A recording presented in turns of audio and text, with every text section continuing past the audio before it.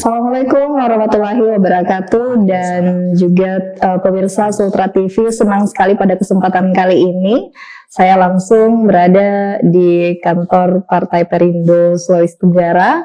Luar biasanya memang pada kesempatan kali ini saya hadir dan juga telah bergabung bersama kami Ketua DPW Partai Perindo Sultra, Bapak Afdal, dan kami harapkan semoga nantinya ini perbincangan kita bisa memberikan informasi baru lagi untuk seluruh masyarakat Sulawesi Tenggara.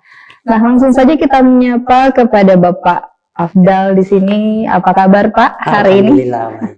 Luar biasa. Sebelumnya saya ingin mengucapkan selamat terlebih dahulu karena beberapa waktu lalu telah dilantik sebagai Ketua DPW ya untuk Partai Perindo Sulawesi Tenggara.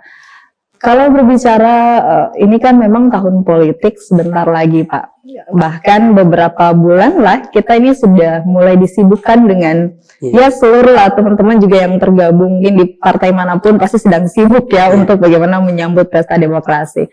Terlepas dari itu, lagi-lagi saya yakin tujuannya adalah bagaimana agar ke depan apapun yang hasil yang akan didapatkan ini bisa memberikan dampak positif bagi seluruh masyarakat Sulawesi Tenggara. Tentu juga pasti tujuan itu menjadi sebuah keinginan dari Partai Perindo. Namun sebelumnya, kalau Bapak melihat sebenarnya untuk di Sulawesi Tenggara, bagaimana sih Pak? Kita kan melihat juga potensi yang begitu banyak dengan adanya 17 kabupaten kota ini menyimpan ya berbagai potensi yang bisa sama-sama untuk kita kolaborasi sehingga menjadi sebuah hal yang bisa kita nikmati bersama gitu. Nah, tanggapan Bapak sendiri seperti apa? Silakan. Jadi kalau kita berbicara Sulawesi Tenggara ini sesungguhnya adalah mesin ekonomi baru bagi Indonesia. Kita bisa lihat kemarin waktu pandemi. Waktu pandemi salah satu sumber kekuatan ekonomi Indonesia ya Sulawesi Tenggara dengan industri pertambangannya. Nah, potensi industri pertambangan di Sulawesi Tenggara ini sangat melimpah, dan bisa membawa Sulawesi Tenggara menjadi suatu wilayah industri. Yang selama ini kita tahu kan hanya yang terkenal saat ini kan industri nikel ya. Iya betul. Nikel. Nah, nikel. Sesungguhnya yang harus kita pahami bahwa nikel yang ada di Sulawesi Tenggara, pertama nikel saja itu cadangannya sudah melimpah. Dia kalau tidak salah ya berapa besar ketiga di dunia. Nah, satu hal bahwa yang ditambang itu namanya endapan laterit, semuanya namanya endapan laterit. Nah, endapan laterit itu bukan hanya mengandung nikel sebetulnya, tapi mengandung unsur-unsur lain, ada Fe, besi, ada krom, ada mangan, ada magnesium. Jadi unsur mineral logam yang terkandung dalam endapan nikel endapan laterit itu bukan hanya nikel, itu unsur-unsur logam dan itu bisa memunculkan industri baru. Jadi kalau selama ini kita dengar yang berkembang saat ini ya, nikel kan yang lagi booming sekarang mungkin sebagai bahan baku baterai ya. Nah, itu kan sebetulnya nikel saja satu saja itu bukan hanya sekedar untuk bahan baku baterai, tapi kan logam-logam lainnya. Ya. Kalau kita bandingkan seperti di Virtu dan Antam Pomala itu saja berbeda produknya. Di Antam Pomala kan ferronikel.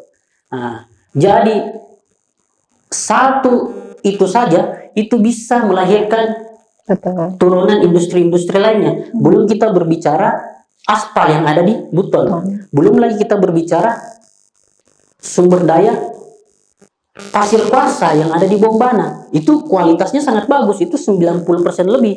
Jadi potensi sumber daya alam Sulawesi Tenggara untuk memunculkan industri-industri baru itu sangat-sangat besar. Dan itu perkembangan teknologi dan industri itu tidak akan bisa kita tahan karena itu menyangkut juga perkembangan ekonomi. Berbicara itu ya pasti kita berbicara perkembangan kesejahteraan rakyat. Jadi itu tidak bisa kita tahan dan itu akan terus berkembang. Nah, Sulawesi Tenggara ini kan terbagi dari daratan dan kepulauan. Benar. Nah, di mana posisi dan pada saat industri ini berkembang, posisinya akan berada di daratan tentunya. Tentunya karena kan kita tahu sumber daya potensi nikel ini kan Konawe Utara, Kolaka Utara, itu kan daerah daratan semua. Nah, kepulauan di mana posisinya? Posisinya akan sangat strategis. Jadi ini gambaran Sulawesi Tenggara ke depannya menurut kami. Kepulauan posisinya akan sangat strategis untuk membackup, untuk mensupport industri yang berkembang di daratan ini. Nah, begitu. Di mana dia posisi strategisnya?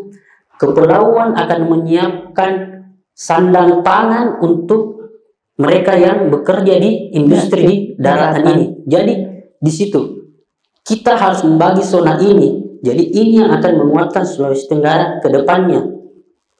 Kenapa? Karena ya kalau tidak dikelola secara maksimal industri hasil sumber daya tambang ini bukan akan menjadi bukan hanya menjadi anugerah, tapi akan menjadi bencana, kerusakan lingkungan di mana-mana tanpa memberi dampak yang lebih kepada masyarakat. Tapi ketika dia dikelola dengan baik sesuai dengan regulasi yang ada, ini akan memberi manfaat lebih, melahirkan industri-industri baru. Industri kelautan kita di pulau yang pegang, dan potensi pulau kan bukan hanya industri kelautan juga. Di situ juga ada industri pertanian dan perkebunan kan bisa juga di pulau. Mungkin seperti itu gambaran dari saya tentang Sulawesi Tenggara ke depannya. Iya, kalau kita berbicara memang Sulawesi Tenggara itu sangat unik ya Pak. Kalau saya katakan kenapa? Karena memang kekayaan alam yang tadi sudah sangat jelas dijelaskan oleh Bapak Afdal ini memang sangat berpotensi sekali dan sayang apabila tidak dimanfaatkan dengan baik gitu. Secara profesional. Iya, betul. Karena kita tahu bahwa segala potensi sumber daya alam akan dapat dimanfaatkan, akan terasa manfaatnya di masyarakat apabila juga memang dikelola secara profesional dan melalui memang sumber daya manusia yang unggul dan sesuai dengan kapasitas yang mereka miliki. Nah, selanjutnya karena melihat potensi ini, apakah ini juga yang akan menjadi keyakinan atau semacam acuan bagi Bapak bersama teman-teman di Perindo untuk bagaimana bisa memiliki program-program prioritas yang berkorelasi dengan potensi sumber daya alam kita? Ini gimana Pak? Ya, sesuai dengan visi misi Partai Perindo secara singkat, yaitu untuk Indonesia sejahtera. Itu di mana-mana. Iya, betul. Kelihatan bahwa Partai Perindo ini untuk Indonesia sejahtera. Nah, kita tarik untuk skala Sulawesi Tenggara, muncullah ide. Kita mengembangkan visi misi itu, ide itu menjadi dalam sebuah program yang kita sebut membuat jalan untuk Indonesia sejahtera. Membuat jalan. Iya, membuat jalan untuk Indonesia sejahtera. Jadi salah satu program andalan kita yaitu pembukaan jalan usaha tani.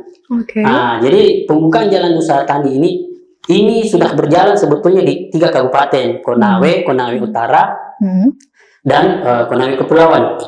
Itu kita sudah kasih turun alat berat dan sudah beberapa desa sudah lama. Jadi pada saat saya masih di Ketua Bapilu, kita sudah jalankan program itu. Nah, apa tujuannya? Itu tadi kita membantu mempercepat dan membantu menanamkan fondasi ketika industri itu telah berjalan. Nah, jalan usaha tani ya membantu masyarakat, memudahkan petani. Jadi bukan hanya petani, tapi juga pekebun. Jadi hasil kebun mudah dibawa, membuka jalan dari desa ke laut, jadi membantu nelayan. Jadi seperti itu. Jadi aksesnya mungkin dipermudah, akses dipermudah sehingga meningkatkan, harapan kita ya bisa meningkatkan kesejahteraan petani, kesejahteraan nelayan. Nah, seperti itu. Jadi bukan hanya sekedar meningkatkan kesejahteraan, tapi juga mempersiapkan petani nelayan untuk menghadapi perkembangan industri ini. Nah, jadi seperti itu. Untuk saat ini ya, di 3 wilayah itu ke depannya kita akan masuk ke, karena kan kemarin waktu Pak Ketua Umum datang melihat kita punya program sekaligus meresmikan program-program selanjutnya salah satunya yaitu program masuk ke pulau. Karena kasih jelaskan tadi posisinya pulau di mana. Pulau ini harus segera kita kerja karena dia memiliki posisi yang strategis, sangat penting. Jadi kita kita harus melihat, memandang Kepulauan Sulawesi Tenggara ini sebagai wilayah yang sangat penting, wilayah yang sangat strategis untuk segera dikembangkan. Seperti itu, dia harus segera dikembangkan. Makanya untuk berikutnya kita konsentrasi sementara kita godok ini masuk ke pulau. Oke, nanti ke Konel Kepulauan berarti? Konel Kepulauan sudah jalan. Oh, berarti nanti kita target Muna Barat, Buton, daerah situ. Oke, jadi bau-bau yang sekitar daerah kepulauan ya, itu. Nah, karena melihat bahwa memang program prioritas ini sangat begitu erat kaitannya dengan bagaimana akan mengembangkan potensi di masyarakat. Saya tadi sepakat kalau masalah sektor pertanian dan juga perikanan, memang dua sektor ini tidak bisa lepas ya, karena mengingat Sulawesi Tenggara daratan dan kepulauan, dan rupanya di beberapa daerah daratan itu sangat berpotensi sekali, mulai dilihat dari tanahnya yang begitu subur kan, dan juga memang daerah-daerah perairan yang memiliki rupanya ekosistem laut yang cukup juga memadai, sangat banyak. Lantas apakah nanti ini juga tentu butuh sinergitas yang kuat juga dong berarti dengan pemerintah setempat, atau bagaimana kalau dari Partai Perindo? Iya, sudah pasti kita butuh sinergitas. Jadi kita butuh sinergitas dari berbagai pihak dengan NGO, dengan pemerintah daerah. Program kami ini kan untuk membantu pembangunan daerah, percepatan perkembangan perekonomian daerah. Jadi seperti itu. Jadi kita memang butuh sinergitas. Kita butuh sinergitas karena memang untuk membantu percepatan. Seperti itu. Nah, secara teknis pelaksanaan itu pastinya kita akan berkoordinasi dengan kepala-kepala desa, kelompok-kelompok tani. Nah, jadi kita bekerja bukan hanya untuk dirasakan 1-2 orang, tapi untuk seluruh masyarakat Sulawesi Tenggara yang ada di sekitaran program-program yang kita jalankan tersebut, yang nantinya akan berdampak pada seluruh wilayah Sulawesi Tenggara. Jadi bukan cuma yang saya sebutkan tadi, tapi kita sudah di beberapa daerah juga kita sudah sementara kita godok, karena kan untuk menjalankan ini yang itu tadi kita bersinergi dengan pemerintah daerah, dengan NGO. Jadi kita sementara rangkumkan datanya di beberapa daerah selanjutnya. Iya, karena ini juga kan butuh persiapan yang begitu matang ya Pak ya. Nah, mengingat juga bukan hanya potensi pertanian, perikanan, tadi juga sempat disinggung pertambangan gitu, tapi ada juga sektor-sektor lain, salah satunya ada pariwisata gitu, ada perkebunan juga. Nah, kalau Bapak melihat ini bagaimana? Ini kan berpotensi juga, apakah nanti setelah fokus di beberapa daerah ini akan coba dikembangkan lagi melalui program-program lain yang dimiliki atau seperti apa? Jadi program untuk industri pariwisata masih turunan sebetulnya dengan program Jalan Usaha Tani ini sebetulnya. Karena kan bantuan kami untuk pembuatan program Jalan Usaha Tani adalah alat berat. Kami menurunkan alat berat.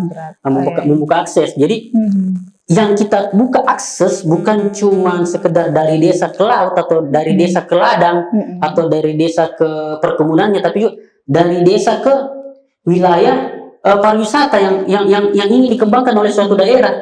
Jadi teman-teman turun loh, teman-teman di Perindo. Ini teman-teman di Perindo ini harus pahami bahwa teman-teman di Perindo adalah anak-anak muda yang kalau saya lihat apalagi di Sultra, anak-anak muda yang progresif. Betul. Anak-anak yang progresif, anak-anak muda yang progresif yang semangatnya luar biasa. Jadi kita turunkan dimanapun mereka siap. Nah, jadi bukan hanya program alat berat yang turun ini, selain membuka jalan, kita juga bantu drainasenya. Di beberapa wilayah yang sudah berjalan ini lapangan sepak bola. Jadi ada penataan kawasannya juga ya Pak. Kawasannya kita bantu di pemerintah desa ketika pemerintah desa butuh ini. Ternyata program itu tidak ada dalam anggaran dana desa. Nah, di situ kita masuk. Iya, tapi itu kembali kita tetap bersinergi dengan pemerintah daerah dalam hal ini. Kebanyakan kepala desa, karena jangan sampai tumpang tindih juga. Tumpang tindih program kan tidak akan maksimal kan Pak tidak akan maksimal dan akan berdampak apa ya? bisa berdampak ya sesuatu yang negatif lah. Saya tidak ingin katakan bahwa dana desa bisa dilecehkan yang seperti itu. Makanya kita tetap koordinasi, tetap ke pemerintah desa, jangan sampai program kita ini tumpang tindih juga. Itu juga kita tidak mau. Makanya memang kita bersinergi dengan pihak-pihak terkait, NGO, pemerintah desa, LSM, apa semua. Iya, ini memang perlu dilakukan agar tidak terjadi itu tadi ya, ketumpang tindihan yang akhirnya malah kita sih inginnya bisa maksimal membantu masyarakat, tapi akhirnya jadi sesuatu hal yang tidak sangat ada unsur negatif lah di situ. Itu yang kita tidak inginkan. Jadi memang betul yang dikatakan, berarti semua program-program ini sangat bertahap gitu. Nah, baik Bapak, setelah yang satu ini pemirsa jangan kemana-mana dulu, kita masih akan kembali tetap di Sudut Sultra.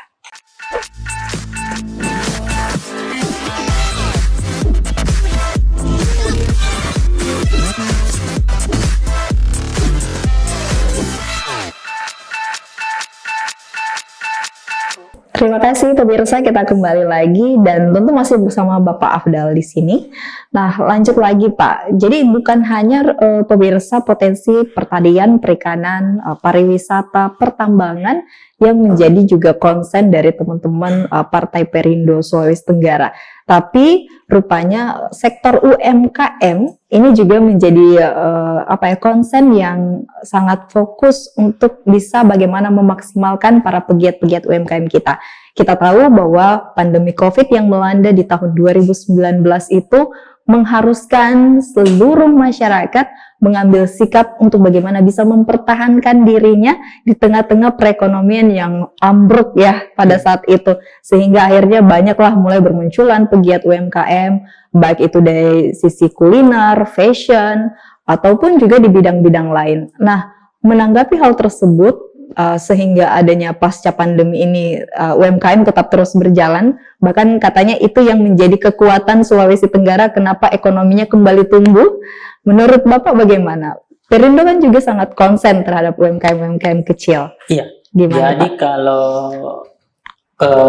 komitmen Perindo membangun UMKM itu saya kira sudah menjadi landasan Partai Perindo dengan simbol gerobaknya. Iya, betul. Nah, simbol gerobaknya. Jadi ini saja kan sebetulnya kita Partai Perindo tidak terlalu banyak bicara kalau tentang UMKM, karena kita langsung membuktikan bahwa ini loh konsep kami terhadap UMKM, seperti pengadaan gerobak bantuan untuk jualan usaha seperti itu. Jadi memang karena fokus dari salah satu amanah dari Ketua Umum Pak Haritanu ya, membantu membantu UMKM ini. Nah, perlu dipahami bahwa UMKM yang UMKM yang ada ini bukan hanya kita berpikir di kota, tidak. Kita berpikir juga harus tentang UMKM yang ada di pedesaan. Jadi konsen kami di situ itulah. Jadi semua sebetulnya sudah tersistem dalam program jalan usaha tani kami. Jadi sudah ini ya konsep. Iya, jadi produk-produk dari desa, produk-produk UMKM. Jadi orang selama ini kan berpikir tentang UMKM fashion tidak. Di desa juga ini kan ada UMKM dan banyak pelaku-pelaku usaha kecil menengah di desa. Dengan dibukanya akses jalan usaha tani ini, infrastruktur ini akan membantu UMKM di desa pengolahan. Jadi selama ini masyarakat, saya ambil contoh masyarakat yang sementara kita galakkan masyarakat di pengelola hasil laut. Ini kan bukan hanya hasil tangkapan ini bisa diolah kembali. Jadi ikan yang tahan lama semua. Jadi seperti itu. Jadi sebetulnya dia sudah include dengan program jalan usaha tani kami ini. Jadi jangan hanya melihat UMKM di perkotaan, tapi lihat juga dong di pedesaan. Dan itulah yang kami lakukan. Kalau di perkotaan yang sudah jelas kami dengan bantuan beberapa gerobak dan sebagainya, pelatihan-pelatihan yang selama ini kami lakukan. Nah, tapi teman-teman ke desa tidak lihat UMKM, itulah yang kami lakukan. Dan itu yang sudah dilakukan. Dan itu yang sudah dan akan kami lanjutkan lakukan.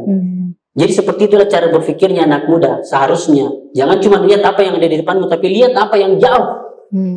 Oke. Nah saya jadi tambah penasaran. Berarti mayoritas berapa persen yang tergabung di Partai Perindo Sultra ini didominasi anak muda ya Pak ya?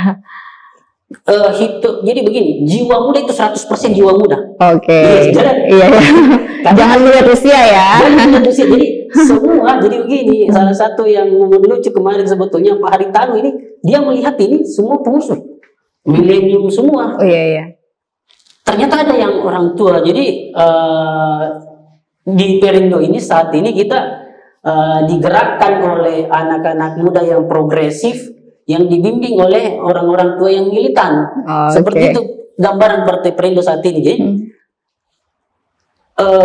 orang tua kami, senior kami yang mungkin umurnya sudah di atas 40-50 itu sekarang berjiwa muda, tidak merasa orang tua lagi sekarang, karena anak muda mendominasi dan cara berpikir anak muda yang kita jalankan sekarang, kita berdiskusi secara ilmiah, dan segera melakukan action, tidak terlalu lama di dalam ruang diskusi itu. Itu yang kita coba. Jadi lebih banyak perubahan yang dilakukan ya Pak ya. Ya itulah. Makanya ketika kita berpikir, kita diskusikan program apa sih yang tidak pernah dilakukan oleh partai lain. Nah, seperti sambil contoh kemarin kita di Bapilo ini, kantor Bapilo ini kan cuma Partai Perindo yang punya kantor Bapilo. Di Sulawesi Tenggara tidak ada. Kenapa? Karena kalau kita mau memenangkan sebuah pertarungan politik kita harus punya tempat konsentrasi. Kalau di DPW ya kita agak banyak akses yang bisa masuk, sedangkan Bapilo ya kita akan berkonsentrasi untuk pemenangan. Jadi kita berpikir berpikir cepat dan bertindak secepatnya. Kita tidak mengulur waktu. Ketika kita sepakat dengan program jalan usaha tani dengan turunan-turunannya, setelah kita berpikir, kita langsung action. Kita tidak tunggu bagaimana kita jalankan, apa tidak. Kita langsung kita jalankan. Lebih dan kurangnya program itu akan kita tutupi seiring berjalannya program itu. Kalau ada kekurangannya, kita tutupi sambil kita belajar. Kita masih muda. Betul. Ya, inilah jiwa-jiwa muda yang sebenarnya yang tercermin ya langsung oleh teman-teman pengurus. Nah, tapi yang menjadi menarik juga Pak, bahwa memang kita tahu pesta demokrasi ini kan sebentar lagi, tentu banyaklah persiapan, dan saya yakin seluruh partai mungkin sedang bersiap-siap ini menyambut. Terus kalau Partai Perindo sendiri seperti apa? Ya selain terus melakukan program-program prioritas yang sudah dimiliki begitu, ini gimana? Ya, kebetulan saya ketua Bapilo juga. Saat ini saya merangkap sebagai ketua DPW dan ketua Bapilo. Oh, jadi masih merangkap dua ya? Program untuk pemenangan itu berbicaranya Bapilo yang berbicara. Jadi kita sejak di Bapilo itu kita sudah jalan salah satu proyek FGD, Focus Group Discussion. Kenapa kita namakan Focus Group Discussion? Karena jadi dari 6 dapil provinsi kita sudah laksanakan di 5 dapil. Di 5 dapil fokus grup discussion ini kita mengundang para caleg untuk berdiskusi bagaimana strategi memenangkan memenangkan pemilihan legislatif 2024. Kita berdiskusi dengan mereka apa yang menjadi kekuatan mereka dan apa yang menjadi kelemahan mereka, apakah DPW bisa bantu, terus bagaimana strategi pemenangan, bagaimana kekuatan, seperti itu yang sudah kita lakukan. Jadi pembekalan dan jadi begini, kenapa kita laksanakan fokus grup diskusi dalam bentuk diskusi, bukan menguliahi, karena kita berpikir bahwa para caleg ini punya potensi dan punya pengetahuan untuk itu. Masing-masing sudah memiliki kan. Jadi kita tinggal mendiskusikan apa yang akan kita lakukan bersama-sama. Jadi tanpa ada unsur menggurui ya di sini sebenarnya, tapi lebih kepada memberikan ruang untuk saling diskusi gitu.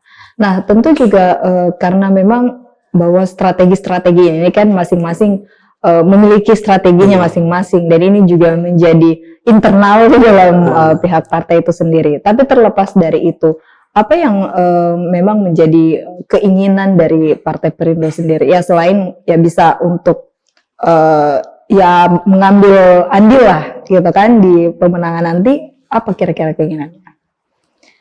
Ya kalau keinginan kita ya pastinya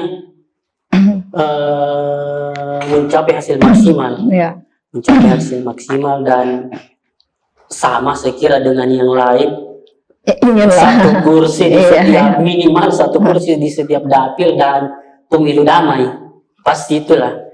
Karena mengingat kadang pro kontra itu menjadi sesuatu hal yang pasti ya. Jadi pasti itu kita inginkan pemilu damai. Makanya kita dari Perindo menganggap bahwa pemilu ini sesungguhnya adalah ajang silaturahmi nasional.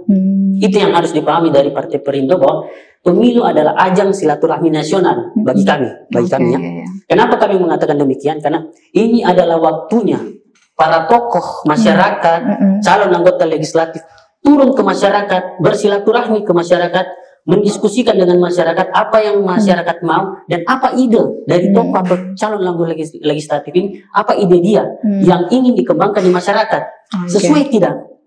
Kalau tidak sesuai, coba dikolaborasikan dengan apa keinginan masyarakat. Jadi seperti itu. Makanya kami menganggap pemilu 2024 ini sebagai ajang silaturahmi nasional. Sehingga terbentuklah terciptalah pemilu damai.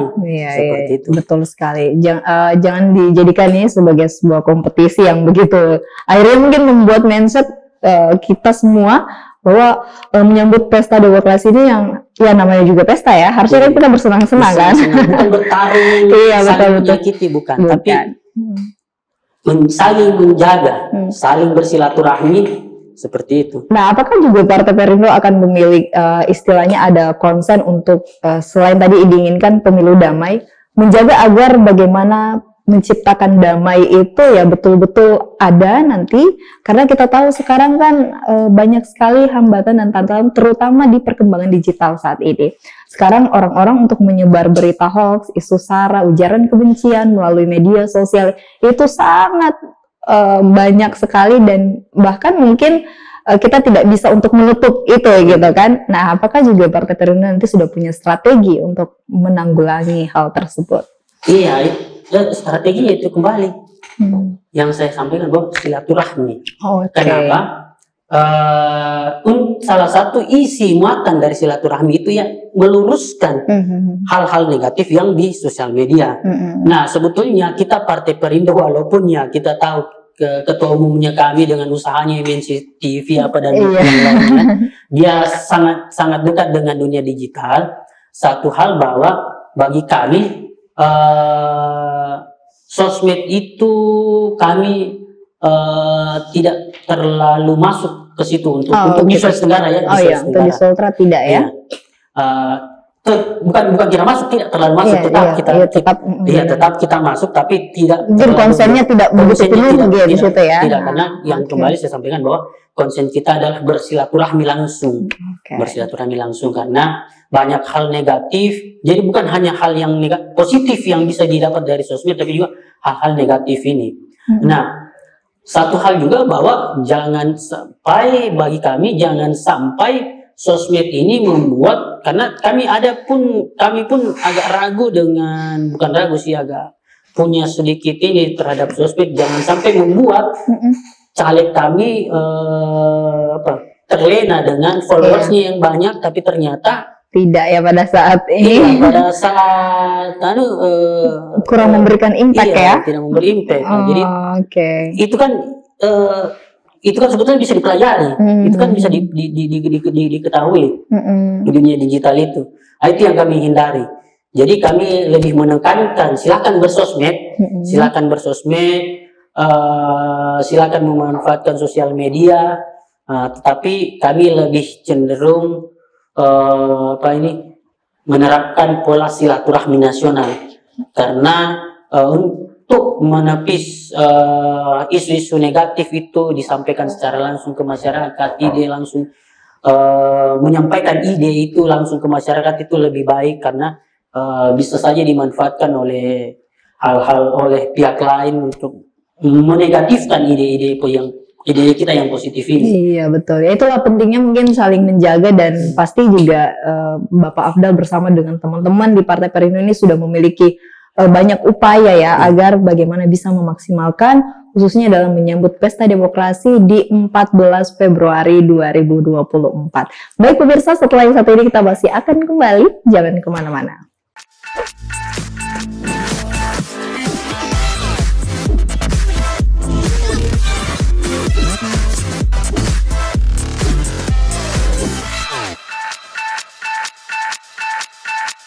Terima kasih, kita kembali lagi pemirsa Sultra TV, dan seperti yang dikatakan, jadi memang dalam menyambut Pesta Demokrasi di 2024 ini menjadi sebuah hal yang sudah dipersiapkan matang oleh teman-teman di Partai Perindo, bahkan menginginkan ya selain tujuan utama pasti semua ingin lah ya bisa dapat maksimal dan juga dapat kursi gitu, tapi terlepas dari itu semua pasti ada keinginan lain ya yang tujuannya sama, yakni bagaimana memberikan kesejahteraan pada masyarakat melalui program-program prioritas yang tadi sudah disampaikan oleh Bapak Afdal. Luar biasanya rupanya ini mengkorelasikan seluruh berbagai sektor yang ada di Sultra sehingga nanti ini bisa menjadi sebuah gong yang akhirnya memberikan manfaat bagi masyarakat kita, terutama dalam rangka meningkatkan pertumbuhan ekonomi. Nah, selanjutnya Pak, karena tadi juga sempat disinggung bahwa memang di Perindo ini rupanya semua berjiwa muda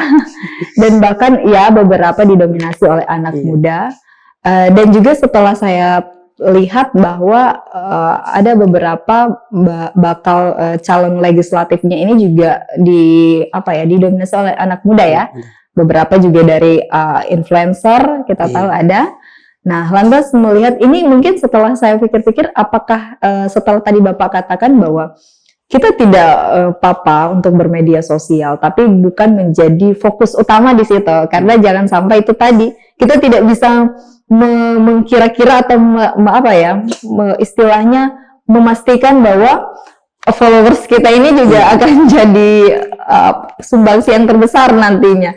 Nah, apakah karena melihat bahwa beberapa bakal caleg kita ini juga dari kalangan influencer yang notabene banyak followers, atau memang ada pertimbangan-pertimbangan lain gitu Pak? Silakan. Jadi beberapa caleg kita yang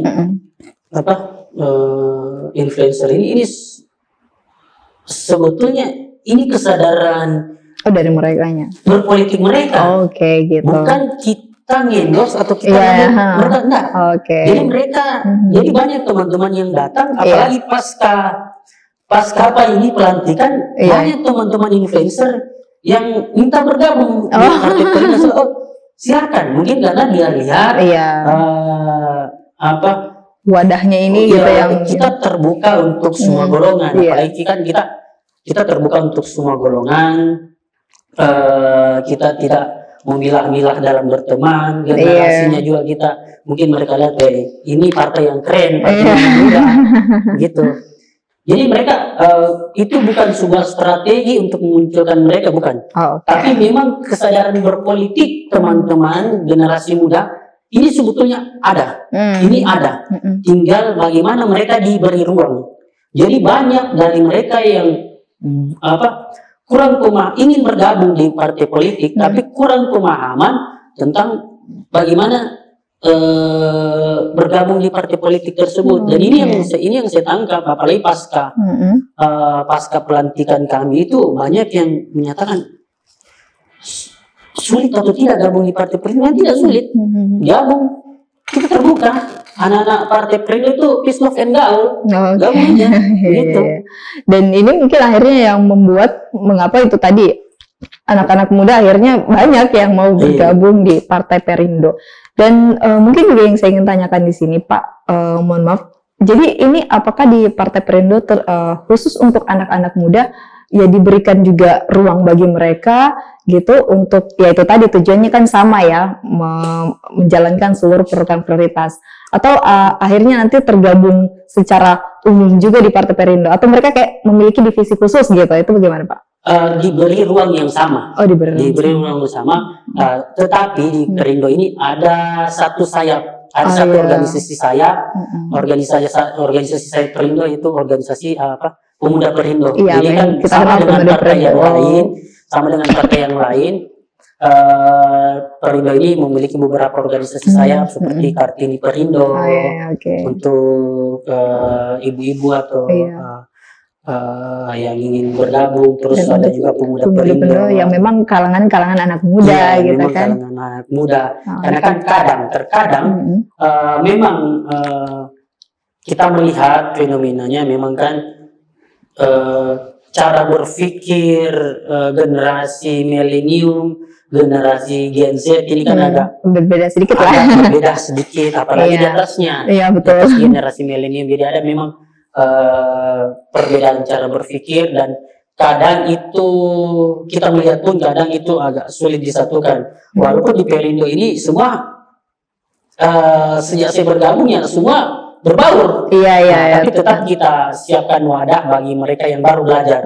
Karena kan untuk menghargai mungkin aspirasi mereka gitu kan Pak, atau ide-ide mereka lebih, gitu. Mereka butuh ruang lebih, ya kita kasih ruang. Betul. Nah, berarti terlepas dari itu semua kan, itulah pentingnya di sini terjalin komunikasi yang baik gitu kan.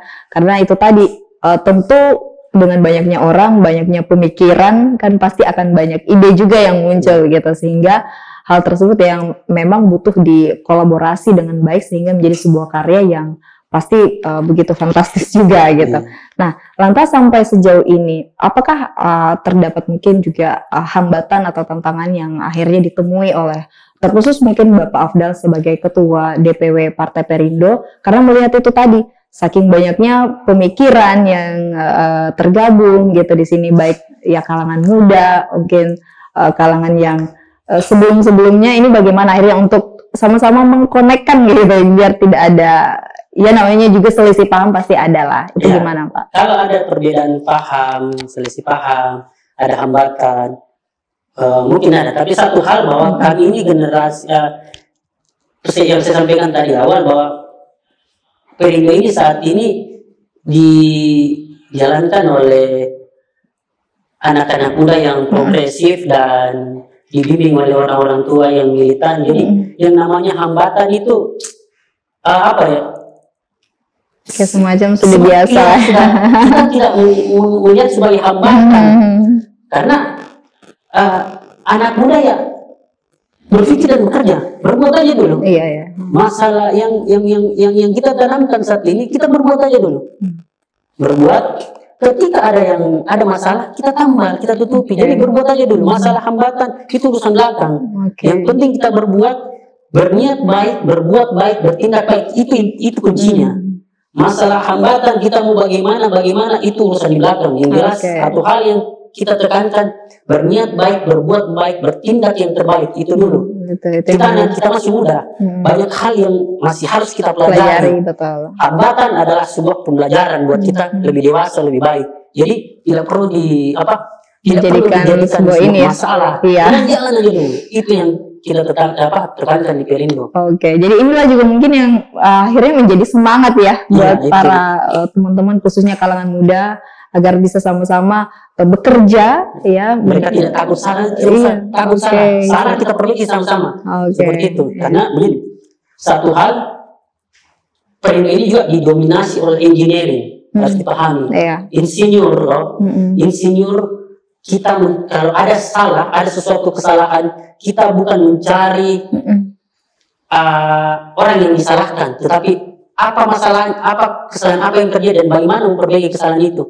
Itu yang terpenting di Perindo. Jadi itu kita basicnya banyak engineering, banyak insinyur ya. Seperti itulah kesalahan yang bagaimana kita melihat sebuah kesalahan seperti itu diperbaiki, bukan mencari siapa yang salah, tapi memperbaiki kesalahan itu. Jadi hambatan jalan saja dulu. Itu kayak bukan sebuah masalah yang besar lah ya.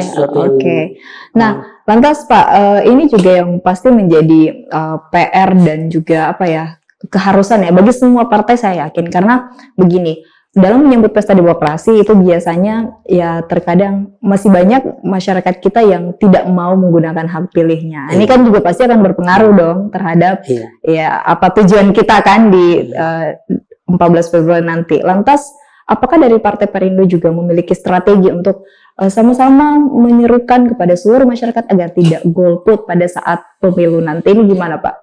Kita salah satu tugas caleg pada ajang silaturahmi nasional ini, saya menyebutnya pemilihan legislatif, adalah memberi pemahaman ke masyarakat. Satu hal, kita sudah memperlihatkan bahwa kita punya program, kita punya program yang baik, mengembangkan masyarakat, ya, utamanya kita mulai dari pedesaan dengan program Jalan Usaha Tani. Kita memperlihatkan bahwa partai politik ini punya sesuatu yang positif. Masyarakat harus terlibat langsung dalam politik. Kalau tidak, ya akan berdampak pada bagaimana daerah ke depannya. Betul. Dan kami memberi solusi, pilihlah Perindo, bergabunglah bersama Partai Perindo. Kenapa? Kami telah memperlihatkan hal-hal yang positif dengan program-program itu. Kami belum duduk di legislatif saat ini. Perindo di legislatif, di provinsi kami belum punya kursi, tapi kami sudah memperlihatkan kerja nyata. Makanya kami salah satu tugasnya calon anggota legislatif kami memberi pemahaman ke masyarakat harus terlibat aktif dalam ajang pilcaleg nantinya, harus berkontribusi, karena kontribusi itu kontribusi masyarakat itu akan menentukan betul. Masa depan daerahnya 5 tahun ke depan. 5 tahun ke depan. Betul. Pilihlah partai yang seperti Partai Perindo yang memberikan program yang nyata. Belum kita terpilih, kita sudah kasih bukti bahwa kita berjuang untuk masyarakat. Kita berjuang bersama masyarakat. Iya.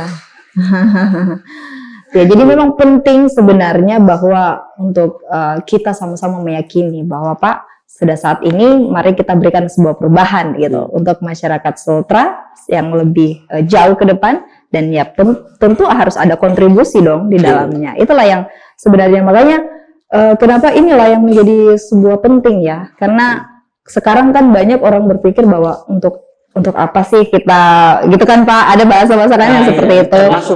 Termasuk pada saat ini kan program Jalan Usaha Tani kami, ini kan jalan sudah berjalan. Satu hal yang kami tekankan di masyarakat, jadi sambil berjalan kita sampaikan ke masyarakat seperti ini.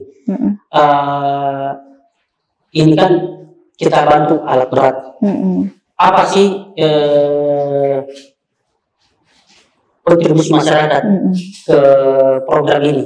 Jadi kita memberi juga masyarakat terlibat. Kita kasih pilihan. Ini kan alat berat ini bekerja butuh BBM, butuh operator butuh gaji juga, butuh makan. Kita kasih pilihan, mampu tidak bayar BBM-nya? Kalau mampu oke, tapi kalau tidak mampu kita siapkan. Mampu tidak bayar operatornya? Tidak mampu, kita siapkan. Kalau dari dua yang tidak mampu, paling tidak masyarakat berkontribusi terhadap makanya operator. Jadi mereka semua, jadi di situ kita ajarkan ke masyarakat untuk berkontribusi terhadap pembangunan. Jadi mereka mengambil peran juga ya Pak ya. Mengambil peran sambil kita sisipi bahwa mereka harus berkontribusi pula pada pemilihan nantinya. Jadi ada edukasi. Jadi program kami telah merancang program ini dengan mungkin tidak ada yang sempurna, tapi dengan maksimal bahwa selain memberi bantuan fasilitas, pembangunan infrastruktur, membantu UMKM, tapi juga itu tadi ada edukasi ke masyarakat untuk terlibat aktif dalam pembangunan daerah. Jadi kita berupaya memberi edukasi ke masyarakat bahwa yang bisa menentukan pembangunan daerah semua pihak, bukan hanya satu pihak saja. Siap. Tapi semua termasuk masyarakat kecil pun dia harus berkontribusi untuk membangun daerah, untuk membangun negara. Inilah yang memang harus dipahami oleh masyarakat gitu. Jadi sudah saatnya untuk mengambil peran bagaimana kita merubah masa depan daerah kita sendiri. Nah, lantas yang terakhir Pak, kira-kira apa harapan Bapak untuk seluruh masyarakat Sulawesi Tenggara? Silakan. Ya, harapan kami yang pertama Partai Perindo ikut dalam kontestasi politik, pemilihan legislatif, dan Partai Perindo itu punya ide punya ide tentang bagaimana membangun daerah ini, maka berjalanlah bersama kami mengembangkan daerah. Semua harus berkontribusi, bukan hanya partai politik, bukan hanya pemerintah daerah yang berkontribusi terhadap pembangunan daerah, tetapi semua elemen termasuk masyarakat bersama-sama kami untuk membangun daerah. Jadi kita harus berkontribusi bersama untuk membangun daerah. Seperti itu. Mari bersama Partai Perindo bersama-sama berkontribusi. Kami Partai Perindo telah memperlihatkan sesuatu yang sebuah program yang pasti yang telah berjalan. Nah, tapi kami tetap butuh kontribusi dari masyarakat untuk kita bersama-sama membangun daerah. Karena untuk mengembangkan daerah tidak bisa hanya satu unsur, hanya pemerintah atau partai politik tertentu, tapi semua elemen harus bekerja sama. Seperti itu. Iya, bekerja sama demi membangun dan merubah masa depan daerah kita. Saya rasa semua punya peran penting dan sudah saatnya kita semua masyarakat Sulawesi Tenggara mengambil sikap untuk menentukan masa depan 5 tahun ke depan. Baik Bapak, tidak terasa waktu kita sudah di penghujung acara. Luar biasa, saya terima kasih Pak sudah meluangkan waktu langsung dari kantor Partai Perindo Sulawesi Tenggara. Semoga apa yang diinginkan, apa yang menjadi harapan bisa tercapai di 2024 nanti. Dan tentu saya ucapkan terima kasih untuk pemirsa yang sudah menyaksikan kami. Mohon maaf jika ada salah kata. Saya beserta kru yang bertugas pamit undur diri. Wassalamualaikum dan sampai jumpa.